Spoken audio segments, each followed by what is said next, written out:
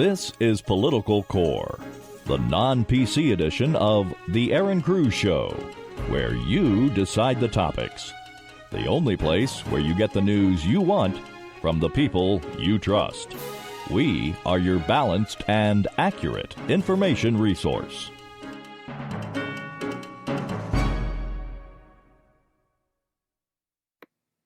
Hello and welcome to the Aaron Cruz Show, coming to you from Palm Springs, California. This is Political Core.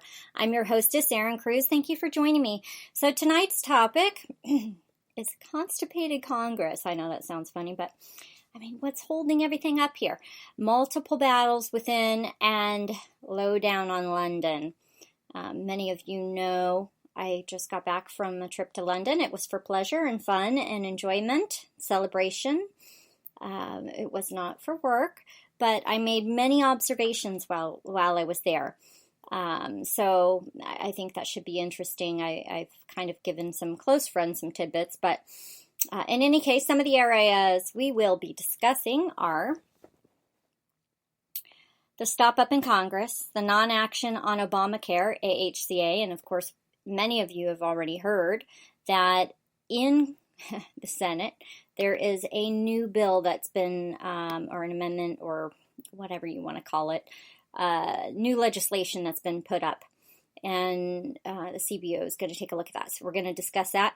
And basically, Congress's ability to take action on everything but healthcare reform, and tax reform and reform.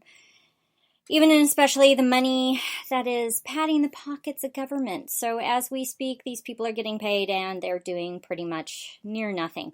So we also talk double standards. We talk Trump tweets. And, you know, I mentioned this is almost the intro exactly from one of my prior shows. And the thing is nothing's changed. And that's kind of the point. I mean, the day-to-day rhetoric has changed, but it's not really. It's just all of the same, but just new words meshed together. So the good, bad, you decide on Trump's tweets. And then basically, we're going to do a revisit to Islam. I went to London, as I just mentioned, and I think it's important that we revisit Islam in the West. And I have so much from my return from London to share on a topic, which I think personally, many of you know, have many groups here in the U.S. concerned. And again, that topic is Islam. And it's, I think, even more prevalent over in Europe right now. But we are seeing an influx. So without delay, let's go ahead and get to the core on the political core, all right? So now when we revisit Islam, I want to take you through some numbers because I think it's really vital you understand. Now, I know this is a couple years ago, 2015, some of these numbers, but I want you to understand when we look at Islam and we look at the kind of things that we're seeing on the television, the populace in the United States is rather small. The Pew Research Center puts Islam population at about 3.3 million Muslims of all ages living in the United States. That's 2015.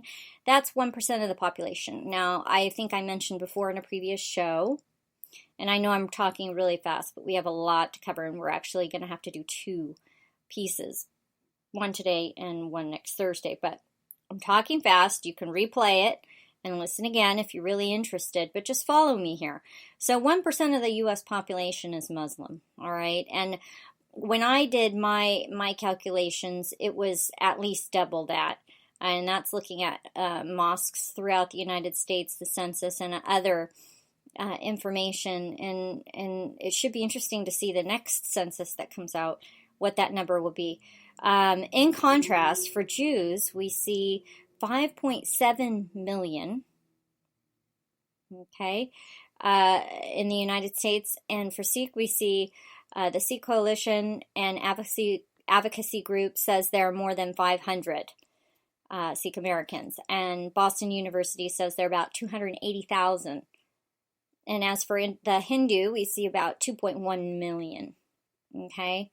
And I think this is important to mention because we're talking, we have 300 and some odd million people in the United States, and we hear a few squeaky wheels, and they're getting, seems to be more and more, sorry about that, more and more bold every day, and they're changing some of the things within the foundation of our republic, and such a small piece of the pie. It's a concern. So why do I mention this? And it can't be said enough, stressed enough, as the Great Migration basically has hit the Middle East and Europe. It's spreading, okay? When I went over to London, or to England, should I say, or the UK, as many will call it,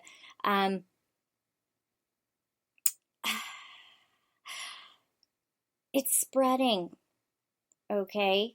And Islam and Muslim population is spreading, and in my opinion, and this is just my own humble opinion, and please hear me all out, don't jump to the one side before hearing me out here. We must protect and defend our homeland, all right, the United States of America. It's our duty as citizens to press our communities, our leaders, locally up to the national level, to enforce law. Okay, and now when I'm saying this, I mean we're looking at the influx of quote-unquote refugees. All right, refugees. So are they refugees or not?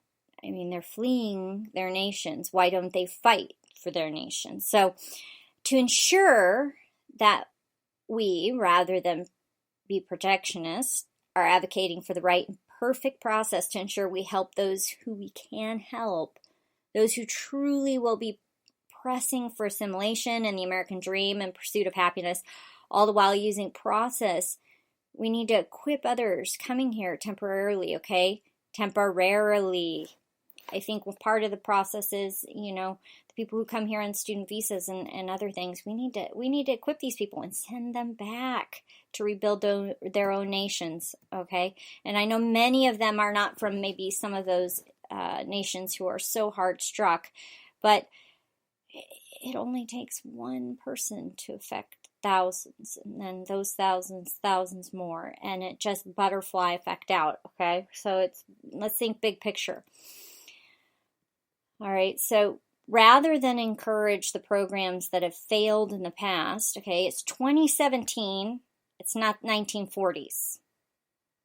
We must press, I believe, for further immigration enforcement as well as comprehensive reform, and that includes the refugee process and asylum process, because in that process we have a lot of bad policy. It is 2017 now. These people, they've had many, many years. We've sent them billions of dollars in many of these countries, their governments, billions of dollars. I know they're war-stricken, but things have got to change. We cannot be the rescuer of the world or the bully of the world, okay? We need comprehensive reform. We can't have refugees coming here, then bringing their families, and their family bringing more family, and family upon family, and then having children and everything else. I mean, it's 2017. We have to get an equilibrium here. We've let a lot of people in since the 1970s, actually, and we need to find a balance. But in any case, we have to do something along those lines. And I mean, I'll get back to that a little bit later, but I mention this because I just came back from London, England, and coming through U.S. Customs back into the United States, it was absolutely disturbing. And you may be thinking right now, who is this woman? Who does she think she is? She's a racist, she's a religionist, she's a ist. But really, I'm not. I really am not. I love all people from all walks of life. I have friends from all walks of life. There are people from every walk of life that are, pretty much, that are just good people. But it doesn't take very many bad people to ruin a bunch of good people's day and lives forever. So, on my way back, let me repeat that. coming through the U.S. to customs back into the United States was absolutely disturbing. Absolutely disturbing. And I won't apologize for what I'm going to say, but I did not feel in the citizen line, okay, for the United States of America, I was a minority. In the U.S. citizens line for customs and immigration enforcement, as I'm waiting in line, I, Erin Cruz, who am white with, Scotland and Prussia, Jewish family and history and background on one side of the family as well. So I was a minority. So think about that. And I'm not saying that in a bad way, and I'm not saying it in a racist way, and I'm not saying that we don't have a lot of people who've come here from many different walks of life and country and come here the right way, come here the legal way, done things well, done right by their assimilating and creating families and lives here and building the economy and being good, solid citizens and contributors to the United States of America, and people who are good, upstanding, tax-paying citizens. But I'm just going to cut it dry here. I was a minority. But among all of those people who are American citizens, who are good, upstanding citizens, who are from all walks of life, one thing was clear, is that just because I was a minority does not mean that we all weren't equal citizens of the United States of America. Okay, so think about that for a minute. But in any case, we can come back to that later. I want to get back to Islam. Boy, it's going to be a heated show tonight. So back to Islam. When we look at the United States, okay, it's crystal clear to me, especially after visiting the UK this last week, specifically London and townships around London. The contrast is clear. Okay, there may be many ways to look at the changes, as locals call it. They call it changes. That's the word I kept hearing over and over and over again from people in London and in the surrounding townships, okay? But look, in the United States, given the numbers I've given you earlier, okay, we still at 1% have seen these kind of changes. And it's striking. And it's clear to me we both as nations have a problem. Okay? And I see it's a long-standing issue and it's impacting communities. But I want to get to something very interesting today that I had read. All right? And given those numbers of 1%, there is no reason what I read today about some of the activism I'm seeing from Islam people, Muslim people, I don't know what you'd want to call this woman, but she's a piece of work. That's all I'll call her. And she's the exception. She's not the rule. Okay. But in the case of 1% population, there's no reason to have an activist calling for jihad of the Trump administration. And you heard me. She called for jihad. This was this was a little bit back, but she did. And the loud 1%-ish of Islam population here being given a microphone of tolerance while it's screaming death to our highest leaders in our sovereign and sacred soil. I mean, that in itself is a hate crime. Okay? It's a hate crime, categorically, 100% against every American citizen, man, woman, and child.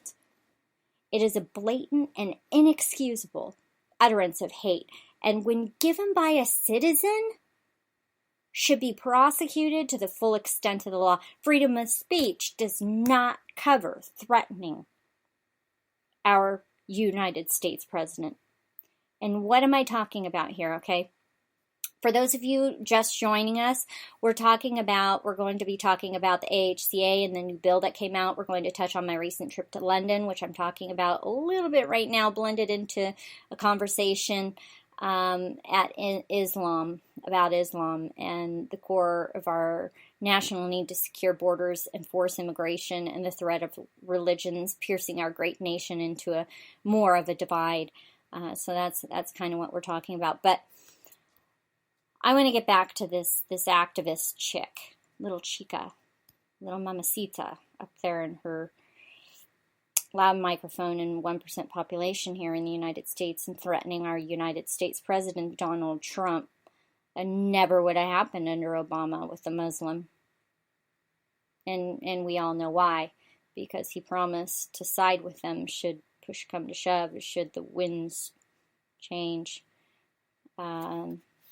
So what I'm talking about is this lady who called for jihad against our current administration. I'm talking about Linda Sourpuss. That's what I'm going to call her, Sourpuss. I can't pronounce her last name.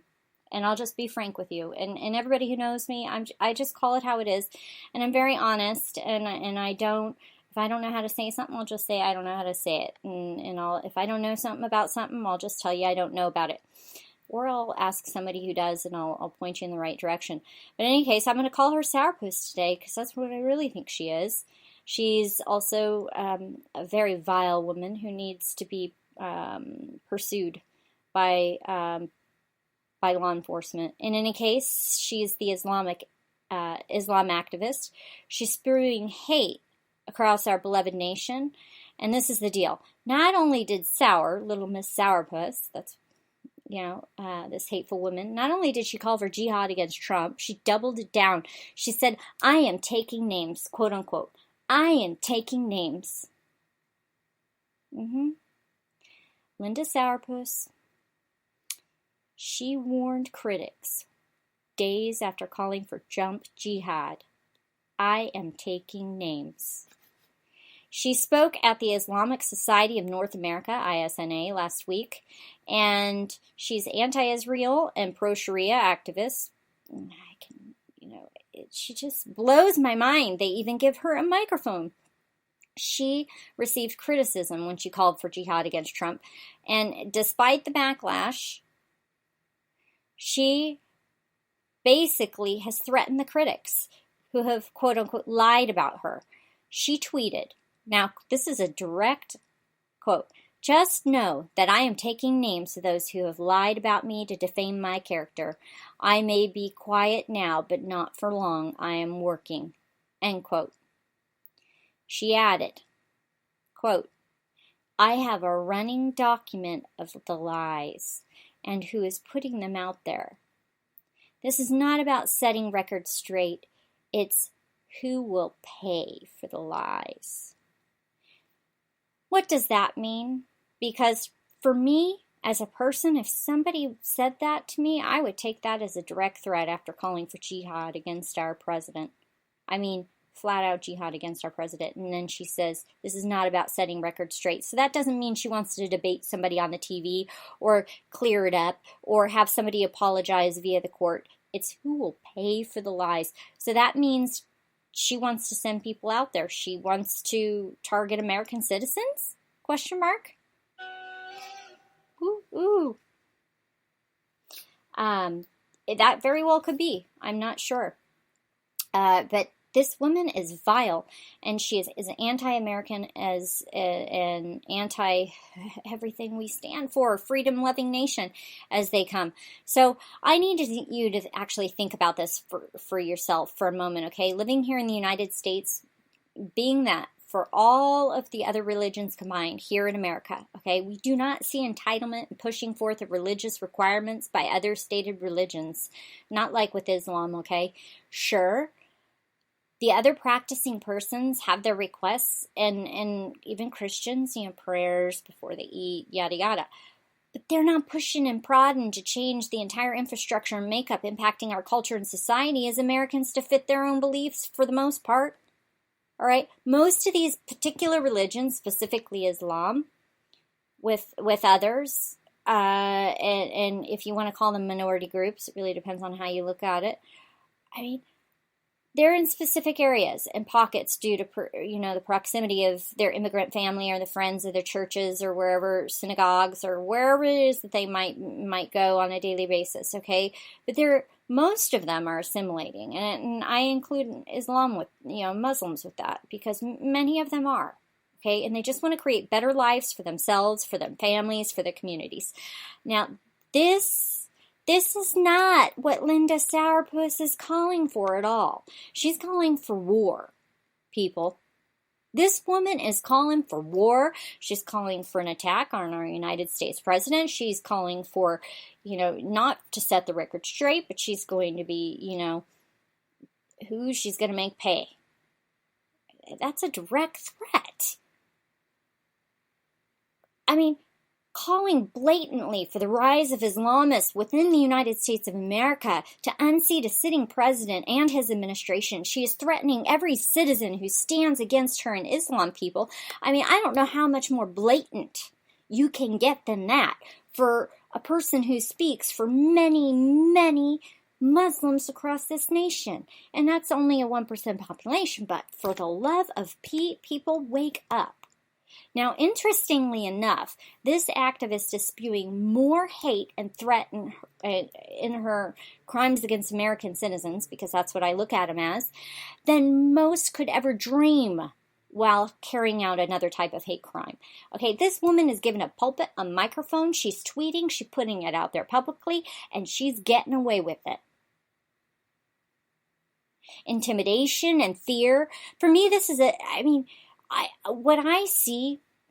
Now, there was a bill introduced the other day, and I'm not sure if you heard about this. I believe it's H.R. 257. I could be wrong. And it's basically about hate crimes, and it addresses hate crimes in America. Only the problem is that you only have protections if you are a minority, really. Okay, I looked at it. I had to look this up. I thought it was fake news, no joke. And I went on to opencongress.com, because you can go, or opencongress.org.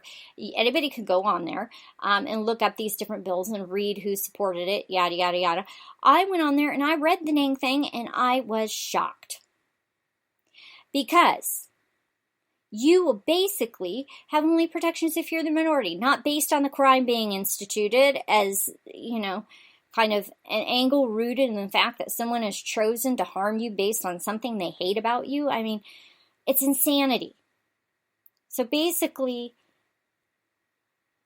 yes, this is another topic that basically we can only grace, but the root of it all, okay, at the core of it all of this, is if you are truly free, you are responsible for yourself, for your actions or inactions. If you hate and then harm, the consequences for your actions should be stable, constant, regardless of minority or majority of the other party.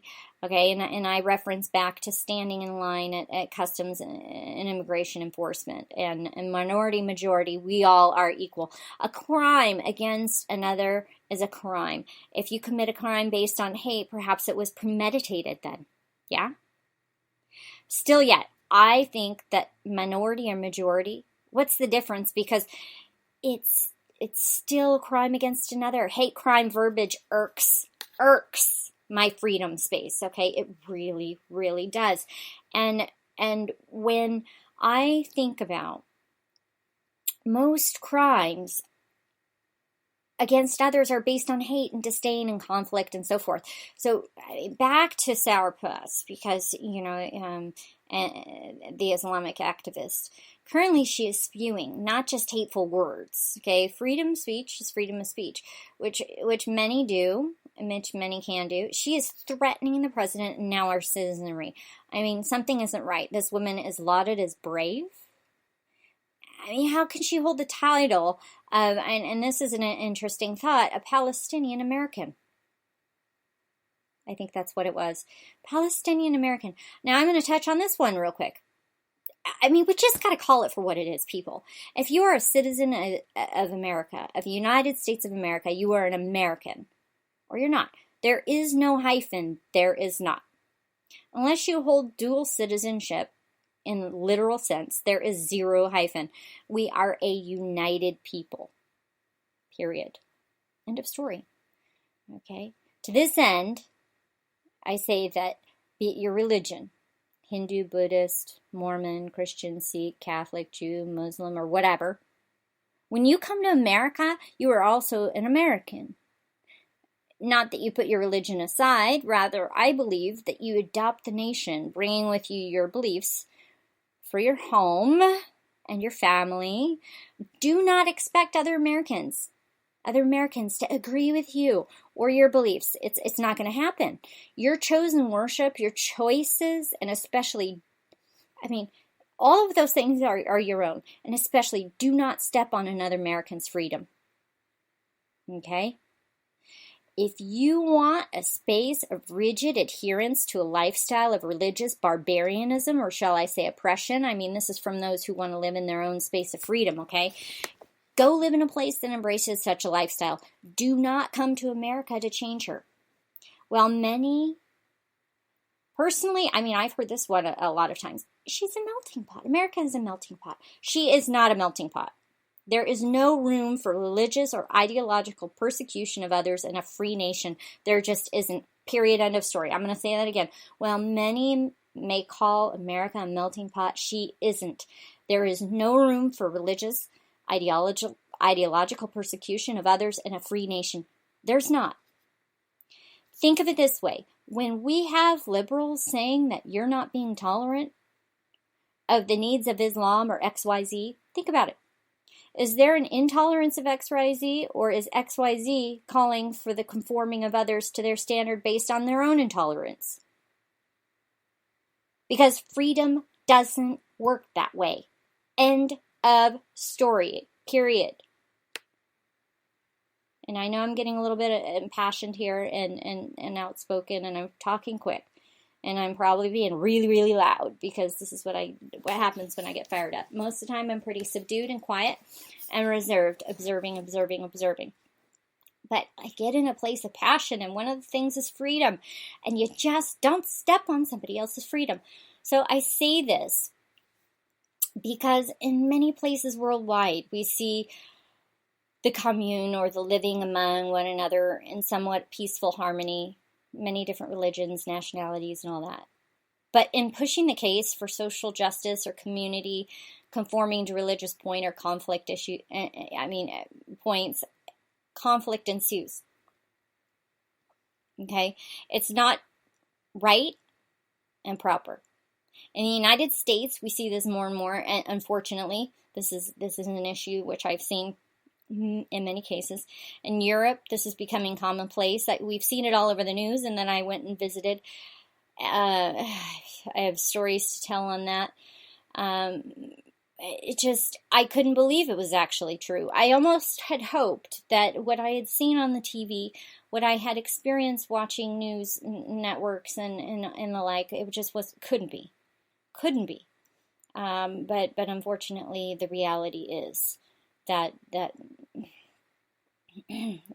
especially when barbaric and fundamentalist Muslims move in to more Western nations and basically use their homeland beliefs and laws to inflict harm and commit war against the populace in their invaded nation. Now, I say invaded because there are many people that immigrate with different religious backgrounds legally, and that's fine. But when we see mass migration like we've seen across Europe, excuse me, I'm telling you, you can't help but wonder if it's an invasion, because it's on massive scale. So now, I don't want you to get carried away. Again, I'm not saying every Muslim is bad or barbaric person, okay? What I'm saying is that there is an uptick and a push of certain persons in Islam that are working towards an agenda, just like little Miss Linda Sourpuss, okay?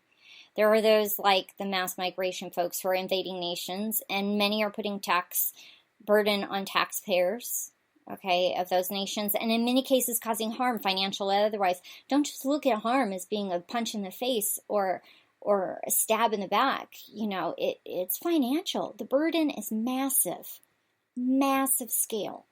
And there must be a solution found. Now we're going to get to the core. If nations are to survive, there must be a solution found. Borders must be defended and economies protected. Stability must be encouraged on all levels. How do we accomplish this? By talking to one another is one thing. I talk to people consistently and constantly. Sometimes I'm quiet, super, super quiet, but many other times I talk a lot.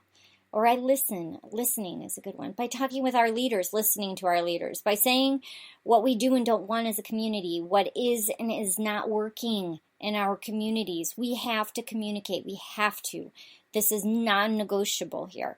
Many do not realize the impact, the slow and steady, as well as the last flush of about 5 years internationally of the mass migration, immigration throughout the Middle East, Europe, and into the United States. In many ways, I see it as a strategic flow of persons into the United States via the UK. And I'm going to say that again. In many ways, I see it as a strategic flow of persons into the United States via the UK. Absolutely, 100%, without a doubt. Is that everyone who's doing that? No. Okay, no. I'm not saying it's everyone. What I'm saying is that I see in many ways it's a strategic flow of persons into the United States via the UK, and it's also into the UK. They're bleeding the system. They're breeding out certain populations, and you're just rolling your eyebrows right there and your eyes right there. But the thing is this: what do we see? What are you seeing? Look around you, because it's there. And I'm not saying that we can't get along and live peaceably in certain areas with certain people. But all it takes is a few bad seeds. We have to be very, very careful who we let in. And stability has never been so needed as it is right now. Okay? I'm really serious about this. And in the case of my trip to London, okay, there may have to be a part 2 of this series, like I mentioned, because I really do not want to portray my visit entirely negative, okay, or in a negative light, because there's so much that was just so beautiful about it, okay. I went to London as a vacation trip to visit friends and attend a 70th birthday party of a dear friend. It was a spectacular trip, and one that basically, I don't want it to be overshadowed by my political and social observations in entirety. But right now I want to talk about kind of the issue and face it head on. And there will be another piece on Thursday out that expands on most of the trip, along with the addition of Queen of Politics at 7 p.m. So that'll be 6 p.m. to 7 p.m. and 7 p.m. to 8 p.m. And, I think, as always, the big picture contains a lot of all sides and views, as well as providing all details. So I don't want you to get a balanced view of, oh, she's just an Islam hater and she went to London and now she's come back, even super hater. No. That's not it at all. But what I'm trying to do is help paint a picture here. And the picture is real. Okay? Just because you haven't seen it doesn't mean it isn't there. Just because you don't agree doesn't mean it isn't there. It's there. So in short, my specialty is basically human interaction, observation, communication as it relates to segments of the population. And there might be a perspective, okay, in that context that looks very different from what you see.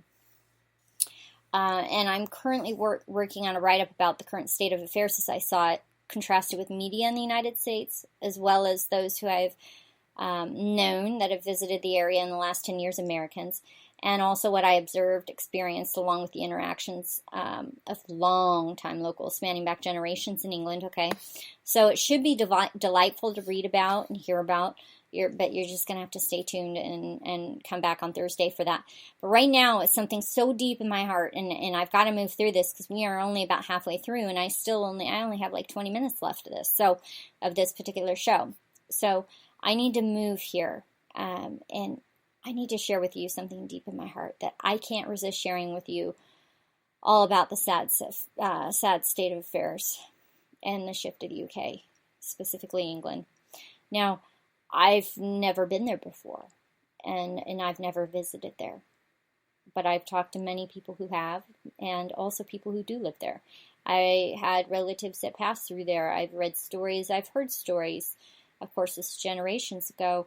I mean, we all may have known somebody who's been there, and we've all seen what's been on the media. And it's not just England, it's so many places around Europe, but in particular England, what I saw, it's sad. And around about, while there are wonderful people there, okay, loads and loads of amazing people in London, England and UK respectively, there is a massive influx of instability in the region. And I see it. It's like a vibration across that region. And I mean, it's seriously, certainly economically, it may be a burden, but the real true burden seemed to be, on topical observation, to be more socioeconomic, if anything, okay? It's socially, their interaction between certain groups there is even at more divide than the United States, even though they look to be cooperating and living in an environment seamlessly-ish. And I'm just going to leave that there, okay? Now, locals, those around for generations, seem to see it this way and express deep unhappiness with the quote-unquote changes, as many called it. I kept hearing that word, changes, the changes. I didn't want to be jaded by TV, so I never turned the TV on, not one time while I was there, not one time. I didn't want to see the news. I get enough on my laptop. I get enough on my social media. So one thing I have to give to the true English is they didn't want to speak poor about their nation. I have to give them props on that. Only that they didn't like the immigration influx, those quote-unquote changes that came with them, and that they really, really would like leadership to do something about it, even if those who are there were to stay. The current state is not liked at all there, much like the coexist movement in the USA, only they're not so out to speak harsh of the nation or the leaders. I mean, it was an interesting dynamic that I'll share more about in that other segment. But look, this is no different than what we see here in the United States, only the citizens approached it differently. And I would say that in the UK, it's about 5 years ahead of the US on its influx. Now, I think those reasons are based on this point. On a topical observation are location, as well as being far more liberal-leaning group of nations. Now, the political infrastructure there, the structure there, the climate is progressive left, and left. I mean, even the conservatives are left with a dose of fiscal traditionalism, in my opinion. So I'll go into that in my next segment as well. But now, the only group I found to be more right or moderate-esque were those in business, or those who had been in business and much older folks. Okay, when I say much older, 80 plus. Now, of course, I have yet to finish my analysis and write up with some detailed research, but really the Brexit folks are there. Like the Trump folks are here, basically. In droves, there are a lot of them, many of them. But most people were hesitant. And most people I spoke to saw the divide and reason, but due to their lack of ability to confront government as the bloated bully it is, taking everyone's lunch money, they just could not acknowledge the need for cutting off the immigrant flux and protecting citizens. It blew my mind. So now the referendum, as it was referred to, is poo-pooed and met with well over a dozen sighs and grunts as I talked to people. I'm no joke. So along with, and I saw graffiti along with chalk, pro and anti-Brexit graffiti, okay, in London, and some of it was even, I took pictures, I'll share in my piece that I'm doing the write-up, on right by the old War Office, okay, across from the King George's statue, where, I have to wonder if they knew where they were riding at all. I do. I just have to wonder. In any case, we have to move on from this subject, but I just want to press on you, okay? And I am an American citizen. I went there as a vacation, and being that I love country, I love my country, I love the United States, but above that, I love people. And what I see happening to people being bled dry, nation after nation, person after person, family after family, food off the table of people, good, hardworking people for those who don't. For those who are fleeing.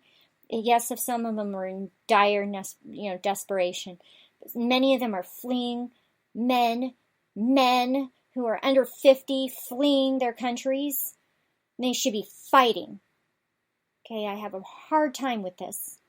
I have really, really hard time with this because I love people, and not just the people of America, but I love people. Families, and those people who are fleeing and leaving their countries. I'm going to tell you what, if something push comes to shove here in America, we aren't leaving.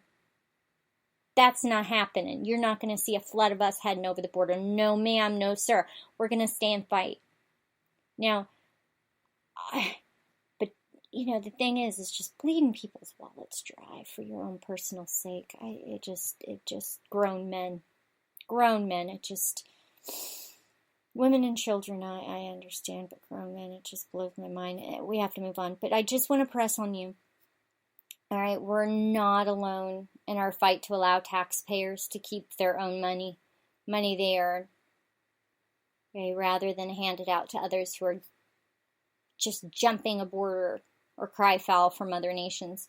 Not one person I spoke to was happy about the benefits in the UK given to those who come in there with a handout. Wanting. Not one person.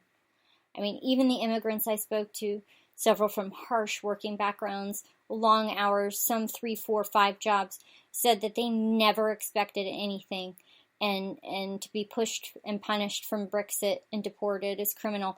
Now, in those cases, I mean, perhaps the U.S. can learn from that idea. Okay, the idea that if you can prove, like the days of old, it used to be, real and true immigration law. If you can prove to be self-sustaining, not a burden, you can be considered to stay. I mean, if you're not here illegally. I mean, laws are laws. We need lawful people who want to contribute, be participatory citizens of these nations who are going to build communities, not drop trash everywhere. So now we need to touch on the AHCA, which, as the Senate has now proposed, is an amended version or policy. Basically, what they're calling this new amended policy being put forth, they're calling it Better Care Reconciliation Act, okay? BCRA. Come on, people. BCRA. It's so tempting to make a joke, and I can't because I come from a family which has had breast cancer in the past. And BCRA, Gene? Yeah, we need to look. Okay, look, insurance does not equal care or quality care or affordable care. The people naming this stuff are basically need of marketing skills.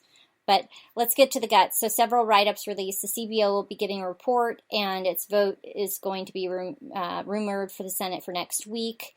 The highlights of the bill, it's not pretty.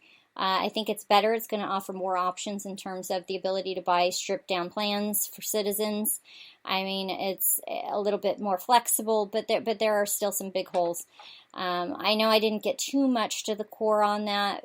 We basically need to just turn up the heat on Congress, enforcing immigration, pushing for more border security, north and south, wall.